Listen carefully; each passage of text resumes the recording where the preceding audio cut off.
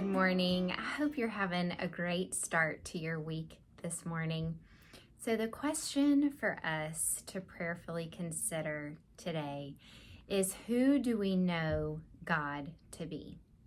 Second question, does that head knowledge trickle down into a firm belief in who God is that actually changes the way that we live, so that we truly live differently because we know who God is? The whole Bible is filled with revelation about its author. I especially love passages in the Bible where the Lord is talking to one of his servants and he uses very clear, plain language to describe who he is. One of the early accounts of that is in Exodus chapter 34. And the context of this passage is that Moses is receiving the second set of stone tablets from the Lord, written with the words of God of his 10 commandments for his people. In chapter 33, in verse 18, Moses had just made a very bold request of the Lord and said, "Show me your glory." And then in Exodus 34, Moses is with the Lord, receiving the second set of the 10 commandments, and picking up in verse 5 of Exodus 34, it says, "Then the Lord came down in the cloud and stood there with him and proclaimed his name, the Lord.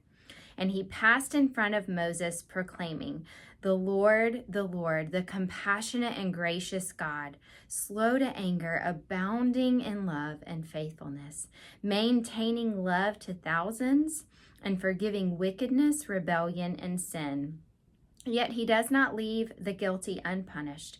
He punishes the children and their children for the sin of the fathers to the third and fourth generation."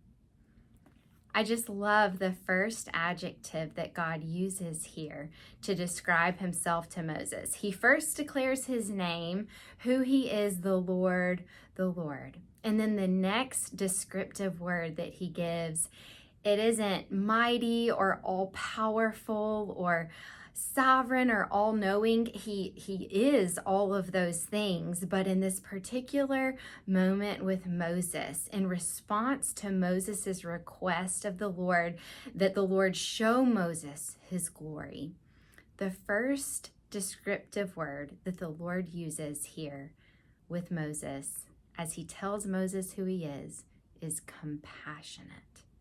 Our God is compassionate. Isaiah 55 is another beautiful window into the heart of compassion of our God. This contains some familiar verses, but I want us to prayerfully consider today viewing these verses in perhaps a different way. Isaiah 55, we see and hear the Lord and his sweet invitation to his people. And in the language and in the repetition that the Lord uses of the word come, come, come, just this sweet plea of compassion to his people to turn from sin and to come back to him. Isaiah 55 verse 1 says, "Come all you who are thirsty, come to the waters, and you who have no money, come buy and eat. Come buy wine and milk without money and without cost. Why spend money on what is not bread, and your labor on what does not satisfy? Listen to me and eat what is good, and your soul will delight in the richest of fare. Give ear and come to me. Hear me that your soul may live. I will make an everlasting covenant with you, my faithful love promised to David. See, I have made him a witness to the peoples, a leader and commander of the peoples. Surely you will summon nations you know not, and nations that do not know you will hasten to you because of the Lord your God, the Holy One of Israel, for he has endowed you with splendor. Seek the Lord while he may be found. Call on him while he is near. Let the wicked forsake his way and the evil man his thoughts. Let him turn to the Lord and he will have mercy on him, and to our God, for he will freely pardon. For my thoughts are not your thoughts, neither are your ways my ways, declares the Lord. As the heavens are higher than the earth, so are my ways higher than your ways, and my thoughts than your thoughts. We often think of verses 8 and 9 in the context of the otherness of God's ways, or the mysteriousness of the ways that he works that we just often don't understand and can't comprehend. And it just does not make sense to our limited knowledge and ability to grasp. And certainly those verses can speak to that. But I just wonder today if we could prayerfully consider that these verses also encourage us to be in complete awe of the heart of compassion of our God. He is pleading with his people to come back to him. They are in sin and rebelling against God. And his heart is spring-loaded with compassion for his people. That is what his gut reaction is, if you will, here in Isaiah 55. So maybe the statement that my thoughts are not your thoughts and my ways are not your ways, the Lord responds differently than we do. When my children are monkeying all through the house and they come running through the kitchen as I'm fixing dinner and holding a plate full of food, what naturally comes out in that moment is probably not going to be compassion. Our God is not like us. He doesn't respond the way that we often do.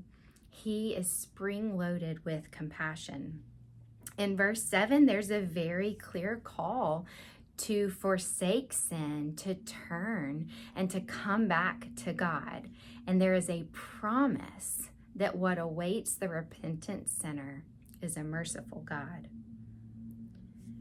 Compassion is what naturally flows from the heart of God. When I sin and I stray from the Lord, he kindly and gently woos me back to him. He is spring-loaded with compassion, and I just love that window into the heart of God. Maybe your circumstances on this Monday, as you look at the upcoming week, maybe your circumstances don't seem to reflect a God that is full of compassion. But I just encourage you, and I encourage my own heart, to not rely on our perspective of what's happening around us. Not to rely on what I view as what the situations around me might seem to be truth, but that is not truth. The truth is who God says he is in his word. My circumstances and situations might be really hard. I might be overwhelmed with sadness or just heavy-hearted for a loved one or a friend. But my God is who he says that he is in his word. So I hope that encourages you on this Monday. I hope that whatever you face this week, that instead of looking out at the situation and trusting what you're able to see in front of you, that instead you'll remember and anchor your heart in the truth of who God says he is in his word. He is the Lord, the compassionate and gracious God who is slow to anger and abounding in faithful love. I'll see you next week.